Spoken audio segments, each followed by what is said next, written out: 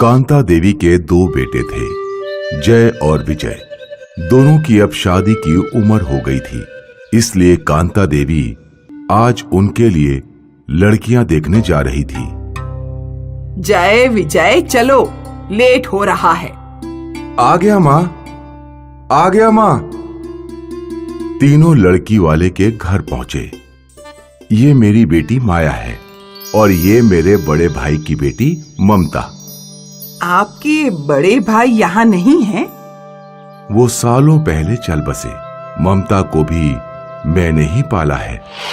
अच्छा है, तीनों बहनें साथ रहे, उससे अच्छा क्या होगा। मैं भी यही चाहता हूँ।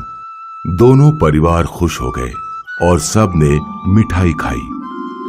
कुछ दिनों बाद विजय और ममता और जय और माया की शादी बड़े ही धूमधाम से हुई। दोनों परिवार बहुत खुश थे। शादी के बाद कांता देवी ने बहुत सारे रीति रिवाज किए, जैसे गांव वालों को दावत, गाना बजाना। शादी के 2 दिन बाद अब सिर्फ एक ही रिवाज बचा है। वो क्या माँ? ब्राह्मणों को खाना खिलाना। और वो कब होगा? सोच रही हूँ कल ही रखूं, लेकिन बहू इस रिवाज का खास महत्व है। तुम दोनों को अपने हाथों से खाना बनाना है। जी माँ जी। ब्राह्मणों के भोग के दिन ममता जल्दी उठी। वो रसोई में गई और उसने काम करना शुरू कर दिया। माया बहुत देर बाद उठी। दीदी, आप तो जानती हैं कि मुझे ये सब करना बिल्कुल नहीं पसंद। अब आपने शुरू कर ही दिया है तो खत्म भी कर लीजिए। ममता को माया के ऐसे रवैये की आदत थी, क्योंकि माया शादी के पहले भी कोई काम नहीं करती थी। माया अपने कमरे में गई और श्रृंगार करने लगी और बेचारी ममता अकेले सारा काम करती रही। 3-4 घंटे बाद सारा काम खत्म हुआ। तुम अकेले यहाँ हो? माया कहाँ है? वो अभी अपने कमरे में गई हैं। अच्छा। ममता माया की हर गलती छुपा लिया करती थी। कांता ने 2 ब्राह्मणों का स्वागत किया। बहू, ब्राह्मण देव पधार चुके हैं। जी माँ जी। ये सुनते ही माया तुरंत रसोई में गई और ब्राह्मणों के लिए खाना परोसने लगी। ब्राह्मण देव, आरंभ कीजिए। ब्राह्मणों ने खाना शुरू किया। माया दोनों ब्राह्मणों को भोजन परोसती रही। उनका भोजन हो जाने के बाद, भोजन बहुत स्वादिष्ट था। किसी ने बड़ी निष्ठा से बनाया था। हाँ, मेरी दोनों बहुएं सुबह से मेहनत कर रही हैं। दोनों ब्राह्मणों ने एक दूसरे की ओर देखा। तो फिर इन्हें आशीर्वाद भी इनकी निष्ठा के हिसाब से ही मिलना चाहिए। ब्राह्मण ने जादू से 2 फूल प्रकट किए। एक फूल ममता को दिया और एक फूल माया को। और फिर दूसरे ब्राह्मण ने कुछ मंत्र पढ़े और तुरंत ममता के फूल से जादुई धुआं निकलने लगा, जो उसके गले में हार बन गया। धन्यवाद। फिर माया के भी फूल से धुआं निकला, लेकिन वो हार नहीं बना, बल्कि वो मूछें बन गई। अरे, ये क्या हो रहा है? ब्राह्मण देव दोनों हंस रहे थे।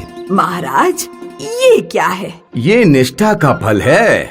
कांता, तुम्हारी सिर्फ एक बहू ने सारा भोजन बनाया था और दूसरी सिर्फ श्रृंगार कर रही थी।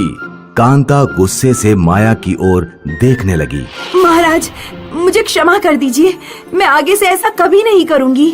ममता, तुम बहुत निर्मल हो, लेकिन याद रहे, दूसरों से हमेशा दबोगी तो वो तुम्हें दबाएंगे। मुझे माफ कर दीजिए। इस बार हम तुम्हें माफ कर रहे हैं, लेकिन आइंदा ऐसा मत करना। दूसरों की प्रशंसा लूटना अपराध है। ब्राह्मणों ने अपना जादू उलट दिया। माया की मूछें गायब हो गईं और दोनों ब्राह्मण वहां से चले गए।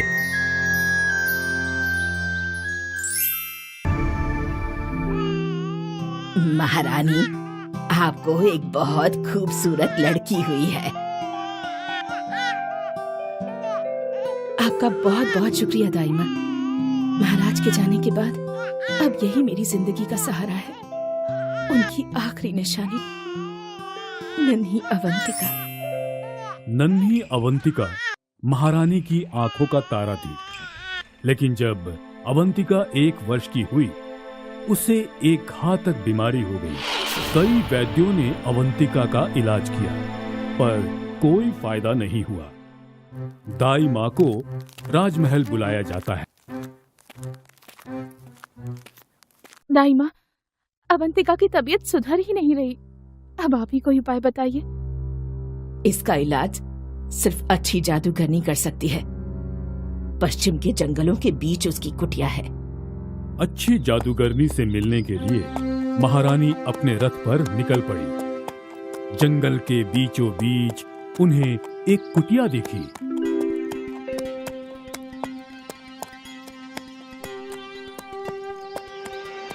आइए महारानी, मैं आप ही की राह देख रही थी। माँ, तो आप ये भी जानती होंगी कि अवंतिका की तबीयत बहुत खराब है।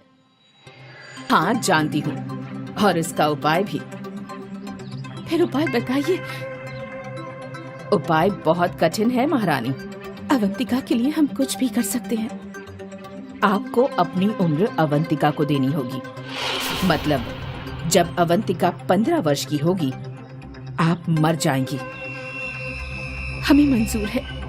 आप हमारी उम्र अवंतिका को दे दीजिए।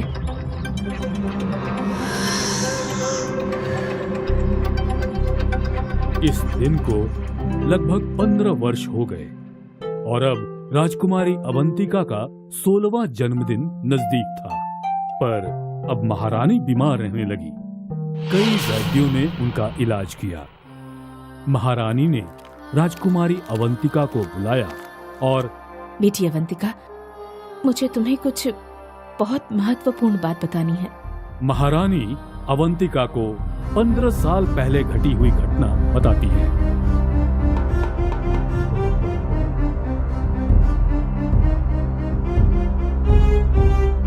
माँ, आपने मेरे लिए अपनी आयु दे दी।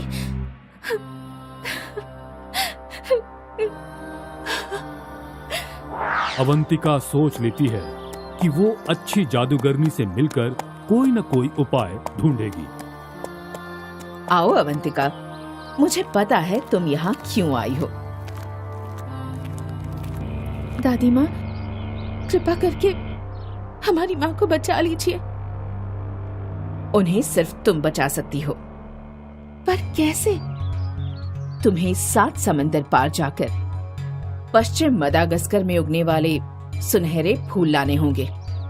वो जादुई फूल तुम्हारी माँ की आयु बढ़ा देंगे। पर हम इतनी जल्दी 7 समंदर पार जाएंगे कैसे? इस कालीन से। ये जादुई कालीन है। तुम्हें इस पर सवार होकर मदागास्कर से वो सुनहरे फूल यहाँ लाने हैं। दादी माँ, आपका बहुत बहुत शुक्रिया। अवंतिका जादुई कालीन पे सवार हुई और उड़ने लगी। वो जंगल पे उड़ी, झरनों पे उड़ी, गांव पे उड़ी और फिर समुंदर पे उड़ी। देखते देखते वो पश्चिम मैदागास्कर पहुंच गई। वो रहे सुनहरे जादुई फूल। अवंतिका जादुई फूल लेकर लौटने लगी। इस बार वो नदियों पे उड़ी, पर्वतों पे, झरनों पे, जंगल पे। ये लीजिए दादी माँ। बहुत अच्छे अवंतिका, अब ये फूल तुम्हारी माँ के तकिए के नीचे रख दो और 3 ही दिनों में महारानी ठीक हो जाएंगी। अवंतिका ने वो सुनहरा जादुई फूल महारानी के तकिए के नीचे रखा और देखते ही देखते महारानी की तबीयत ठीक होती गई। अवंतिका खुश हुई क्योंकि महारानी की आयु बढ़ने लगी। शुक्रिया जादूगरनी दादी माँ।